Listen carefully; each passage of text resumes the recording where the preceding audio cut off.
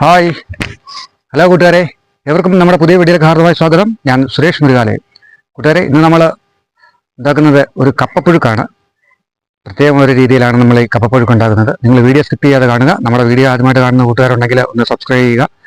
അപ്പം നിങ്ങൾക്ക് വീഡിയോ ഇഷ്ടപ്പെട്ടാൽ ഒന്ന് ലൈക്ക് ചെയ്യുക. മറ്റുള്ള സുഹൃത്തുക്കളിലേക്കൊക്കെ ഒന്ന് ഷെയർ ചെയ്ത് നൽകുക. നമുക്ക് പോയി കപ്പ, പൂള എന്നൊക്കെയാണ്, പല നാട്ടിലും പല പേരാണ് ഇതിന്. നമ്മളെ പറമ്പിൽ നിന്ന് നമുക്കൊരു കപ്പ പറിച്ചുകൊണ്ടുവരാം. കപ്പ പറിച്ചുകൊണ്ടുവരാം.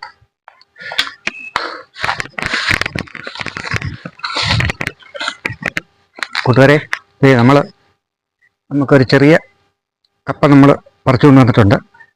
ചുമ്മാത് വെറുതെ ഇങ്ങനെ കമ്പ് പറിച്ചു വെച്ചതാണ്. നമുക്കിതിന് വെട്ടിയെടുക്കാം. കൂട്ടുകാരെ, ഇതൊരു 2 കിലോയോളം ഉണ്ട്. നിങ്ങൾക്ക് വീഡിയോ കാണുമ്പം വലുതായിട്ട് തോന്നുന്നില്ലെങ്കിലും 2 കിലോയോളം ഉണ്ട്. ഞങ്ങൾ 3 പേരേ ഉള്ളൂ. അതുകൊണ്ട് നമുക്ക് ഇത് മതി. നമ്മൾ വെറുതെ ഇവിടെ കിടന്ന കമ്പ് വെറുതെ ഒന്ന് കുഴിച്ച് വെച്ചതാണ്. ഇങ്ങനെ 3-4 കമ്പ് കുഴിച്ച് വെച്ച് നല്ലതുപോലെ ഉണ്ടാകുന്ന കപ്പയാണ്. ഇതിന് നേന്ത്രക്കപ്പ അല്ലെങ്കിൽ മഞ്ഞക്കപ്പ എന്നൊക്കെ പറയും ഞങ്ങളുടെ നാട്ടിൽ. നമുക്കിതൊന്ന് പൊളിച്ചെടുക്കാം. കൂട്ടുകാരെ, അങ്ങനെ നമ്മൾ കപ്പയൊക്കെ പൊളിച്ച് റെഡിയാക്കി കട്ട് ചെയ്തെടുത്തിട്ടുണ്ട്. അതായത് ഇതേ രീതിയിലാണ്, ഈ സൈസിലാണ് നമ്മൾ എടുത്തിരിക്കുന്നത്. ചെറിയ സൈസിൽ, അധികം വലിപ്പം ആയിട്ടല്ല നമ്മൾ കട്ട് ചെയ്തിരിക്കുന്നത്. ചെറിയ 1 ഇഞ്ച് നീളത്തിലൊക്കെയാണ് നമ്മൾ എടുത്തിരിക്കുന്നത്. നമ്മളൊരു ഇഡലിക്കുട്ടത്തിലോട്ട് വെച്ച് അടുപ്പിൽ വെക്കുകയാണ്. അടുപ്പിൽ നല്ലപോലെ തീയൊക്കെ ഇട്ട് കൊടുക്കുക. നമുക്കതൊന്ന് ചെറുതായിട്ട് തിളച്ചതിന് ശേഷം അല്പം ഉപ്പ് ഇട്ട് കൊടുക്കണം. തിളക്കട്ടെ, നമുക്കൊന്ന് അടച്ചു വെച്ച് കൊടുക്കാം. അടച്ചു വെച്ച് കൊടുക്കുക. കപ്പ നല്ലതുപോലെ ചൂടായിട്ടുണ്ട്, വെള്ളമൊക്കെ ചൂടായിട്ടുണ്ട്. നമുക്ക് ഇനിയും ഇതിലേക്ക് ഉപ്പിട്ട് കൊടുക്കണം. കൂട്ടുകാരെ, വീഡിയോ കാണുന്ന കൂട്ടുകാർ സബ്സ്ക്രൈബ് ചെയ്യാനും വീഡിയോ ഇഷ്ടപ്പെട്ടാൽ ലൈക്ക് ചെയ്യാനും മറക്കരുത്. നമുക്ക് അതിലേക്ക് ഉപ്പിട്ട് കൊടുക്കാം. ആവശ്യത്തിന് ഉപ്പിട്ട് കൊടുക്കുക. നല്ലതുപോലെ ഒന്ന് ഇളക്കി യോജിപ്പിക്കുക. അതിനുശേഷം കുറച്ച് വെള്ളം എടുത്ത് നമുക്ക് ഉപ്പുണ്ടോ എന്ന് നോക്കാം. ഉപ്പൊക്കെ കറക്റ്റാണ്. നമുക്കൊന്നുകൂടി ഒന്ന് ഇളക്കി യോജിപ്പിച്ച് കൊടുക്കാം. വീണ്ടും നമുക്ക് അടപ്പ് വെച്ച് അടച്ചു കൊടുക്കാം. എപ്പോഴും കപ്പ നോക്കണം, കാരണം ഇത് പെട്ടെന്ന് വേകുന്ന കപ്പയാണ്. അതും ചെറുതായിട്ടാണ് നമ്മൾ അരിഞ്ഞിരിക്കുന്നത്. നമുക്ക് അടപ്പ് ഒന്ന് എടുത്ത് നോക്കാം.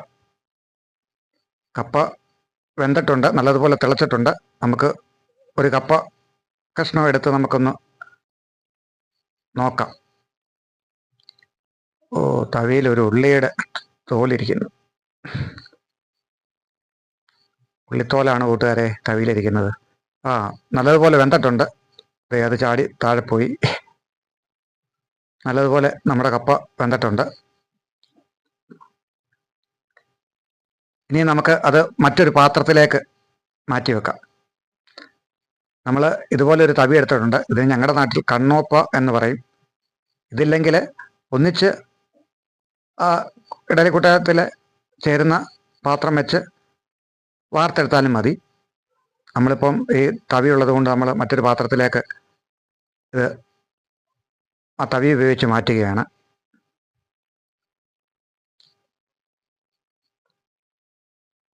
അവസാനത്തെ കപ്പയും നമ്മൾ എടുത്തു. ഇനിയും ആ കുട്ടകത്തിലുള്ള വെള്ളം നമ്മൾ പുറത്ത് കളഞ്ഞതിന് ശേഷം വീണ്ടും അത് അടുപ്പത്ത് വെക്കുന്നു. അതിലേക്ക് നമ്മൾ എടുത്തു വെച്ചിരുന്ന കപ്പ ഒന്ന് ഇട്ട് അതിലെ വെള്ളം മൊത്തം വറ്റിച്ച് കളയുകയാണ്. തുടർന്ന് നമ്മളത് വാങ്ങി മാറ്റി വെക്കുന്നു. ഇനിയും നമുക്ക് വേണ്ടത് ഇതിലേക്ക് മസാല ചേർക്കാനാണ്, അതായത് അരപ്പ്. അതിനുവേണ്ടി നമ്മൾ ഒരു മുറി തേങ്ങ എടുത്തിട്ടുണ്ട്, ഒരു 6 കഷ്ണം ചെറിയ ഉള്ളി എടുത്തിട്ടുണ്ട്, 1 സ്പൂണ് ചെറിയ ജീരകം എടുത്തിട്ടുണ്ട്, 1/2 സ്പൂണ് ഉപ്പ് എടുത്തിട്ടുണ്ട്. ഉപ്പ് നമുക്ക് ഈ മസാലയ്ക്ക് വേണ്ടിയാണ് ഉപയോഗിക്കുന്നത്. 4 പച്ചമുളക് എടുത്തിട്ടുണ്ട്, എരിയുള്ളതാണ്. ഉപ്പ് നമുക്ക് ഇതിനോടൊപ്പം നമ്മൾ ഉപ്പ് കപ്പയിൽ ഇട്ടിട്ടുണ്ടെങ്കിലും ഇതിനു വേണ്ടിയാണ് നമ്മൾ ഉപ്പ് ഉപയോഗിക്കുന്നത്. നമുക്ക് ഇതെല്ലാം ഒന്ന് ചതച്ചു കൊണ്ടുവരാം. അവിയലിനൊക്കെ ചതയ്ക്കുന്ന രീതിയിൽ നമ്മൾ ഇത് ചതച്ചെടുത്തിട്ടുണ്ട്. മിക്സിയിൽ ഉപയോഗിക്കുന്നവർ 1-2 പ്രാവശ്യം ഒന്ന് കറക്കി എടുത്താൽ മതി. അരകല്ലിൽ നല്ലതുപോലെ ചതച്ച് കിട്ടും. നമുക്കത് നമ്മൾ എടുത്തു വെച്ചിരിക്കുന്ന കപ്പയിലേക്ക് ഇട്ട് കൊടുക്കാം.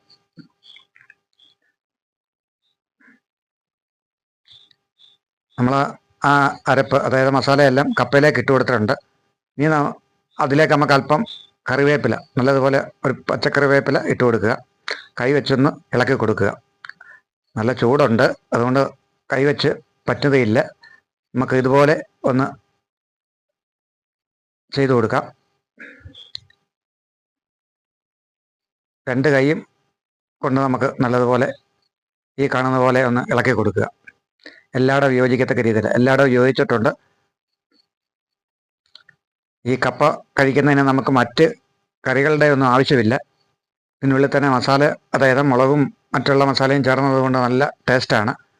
ഇനി നമുക്കത് അടുപ്പത്ത് വെച്ച് ആ മസാലയുടെ പച്ചമണം മാറുന്നത് വരെ ഒന്ന് ചൂടാക്കിയെടുക്കാം.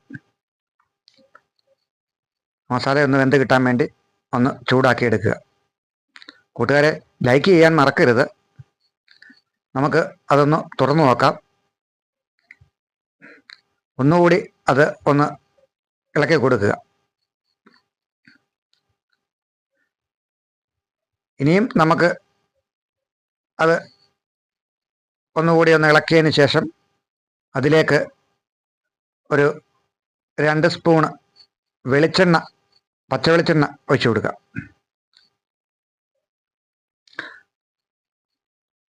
വീഡിയോ ഇഷ്ടമായാൽ കൂട്ടുകാർ സബ്സ്ക്രൈബ് ചെയ്യാനും ലൈക്ക് ചെയ്യാനും മറക്കരുത്.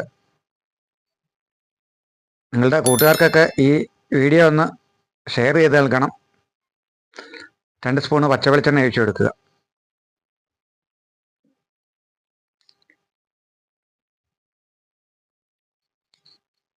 ഇനിയും ഒന്നുകൂടി നമ്മൾ പഴയതുപോലെ ഒന്ന് ഇളക്കി യോജിപ്പിക്കുക.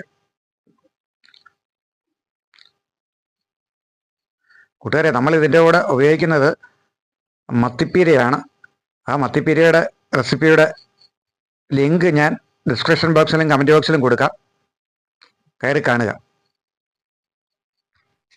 കൂട്ടുകാരെ, അങ്ങനെ കപ്പപ്പുഴുക്കും മത്തിപ്പീര റെഡിയായിരിക്കുകയാണ്.